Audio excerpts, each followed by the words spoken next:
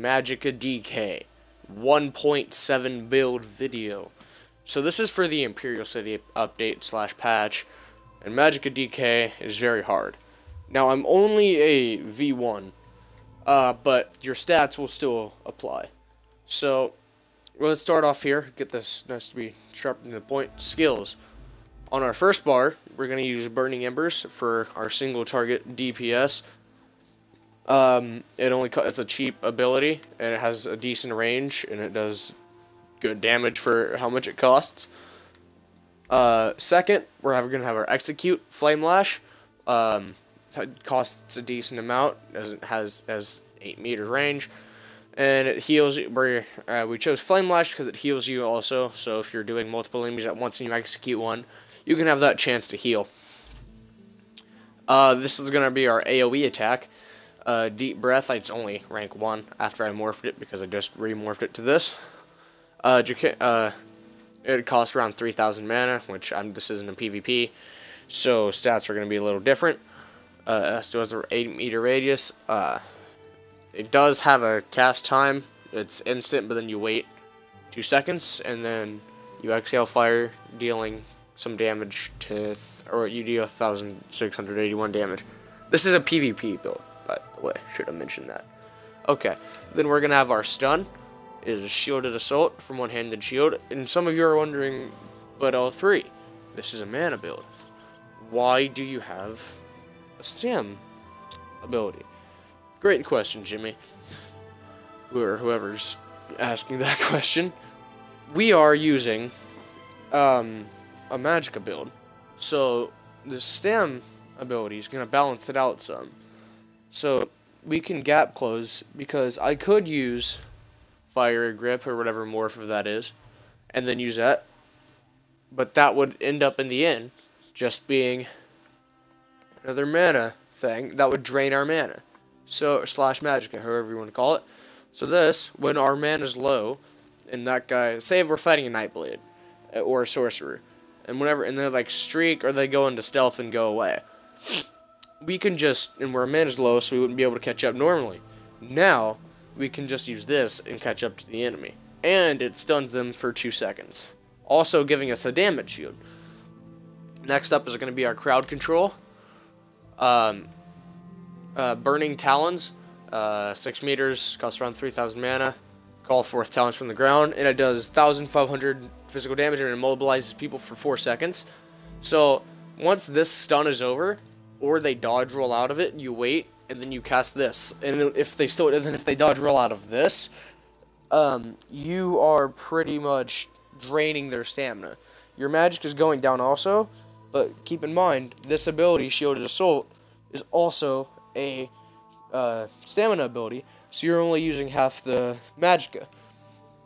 For our ultimate on this bar, is going to be Ferocious Leap, 6.5 meters, or a radius of 6.5 meters in a 20 meter range. You deal around 5,000 physical damage, and gives you a 106% of your max health and damage over 6 seconds. So, not bad. Our second bar is going to be our healing bar. This is our overload bar. We're going to be using a Destro Staff. We're going to be using Igneous Shield. I just morphed this. It has 12 meter range. It helps you and your allies, so if you're Zerging, this is good, or if you're a solo player, it's good. It just gives you some damage to absorb, just the basic shield. Reflective Scale. This isn't morphed yet. Now, Reflective Scale did get a nerf, so I haven't looked at the morphs of this yet, but it's pretty close, so I'll be making an update video eventually, so we get this guy. Then, Green Dragon Blood. Some of you are going to be wondering, why Green Dragon Blood? Because, originally it just restores your health.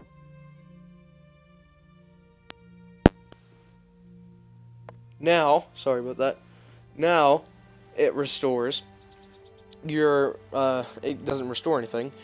It heals 33% of your missing health, and grades Major Fortitude, Major Fortitude, and Major Endurance, increasing health and stamina recovery by 20% for 20 seconds. So, if you're low on stamina, somehow, and, you can just cast that ability, wait for them to walk away some, or block, if you want to, but then you don't get that regen, your shielded assault will be a lot higher up. And then you can just knock them over, you get that heavy attack with this Destro Staff, and then start using your abilities on this bar. Next is Hardened Armor. It just gives you another shield, and it's also your buff, along with this one and this one. Now, Mist Form. Mist Form, we're going to be morphing into Elusive Mist for that extra movement speed. This is just going to be one you're probably going to be using outside of combat for that extra movement speed whenever you're around enemies and you just need to move around. Because Dragon Knights and Templars don't have that extra mobility that everything else has. And our ultimate is going to be Bat Swarm. No idea what the morph is for this, but again, I'm making an update video. And then you just deal 1,272 magic damage to nearby enemies every 1 second. So, I mean, it's a great AoE damage thing. Next up, we're going to be looking at champion points. I'm only champion point rank whatever on this one. So, you're going to want to put, where's it at?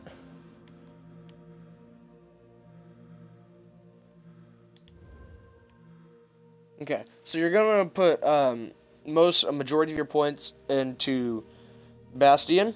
Here, increases the effectiveness of damage absorbing effects by X%. So, like all those abilities, Hardened Armor and the Stone one that I forgot what it's called is gonna help. So, there's that. And then you're also gonna want to put a couple here into Heavy Armor Focus. Either that or Healing or Quick Recovery. This one is up to you. You're gonna put all your points for this, and it reduces the cost of mana spells. It's just really useful, and you can get your abilities to be super cheap.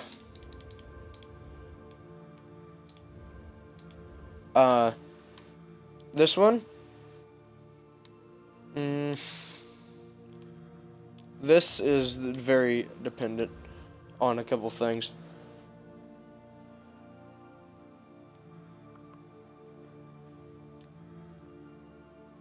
You can either do Elemental Expert to get that extra flame, frost, and shock damage, or Spell Erosion. These, I haven't gone into these much. Okay.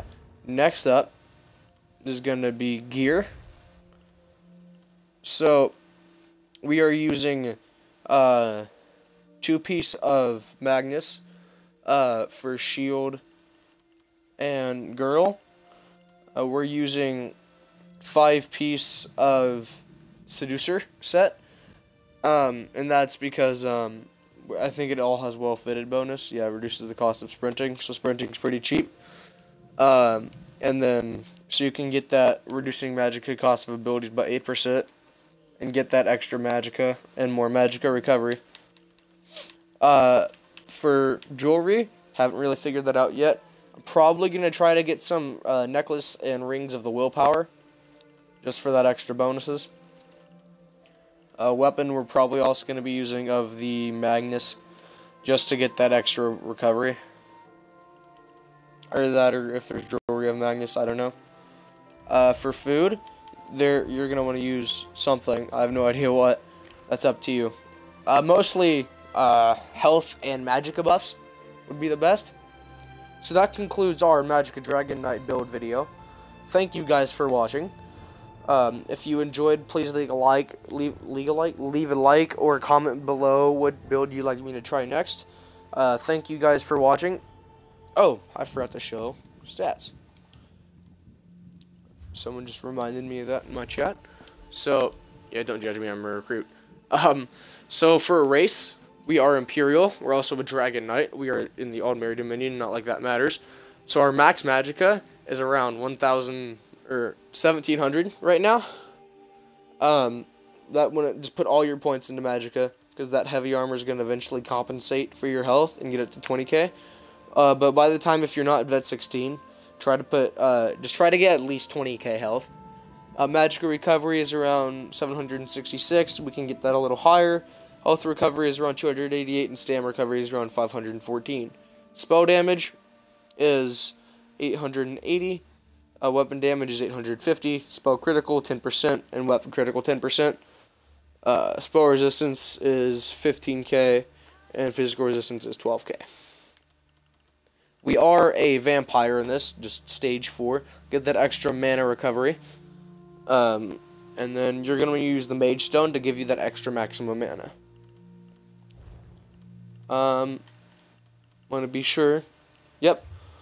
Oh, I do play on the Azura Star campaign, if you guys are wondering. Come and join me sometime on stream. I stream basically every day. So thank you guys for watching for the second time. Leave a like or comment below what you don't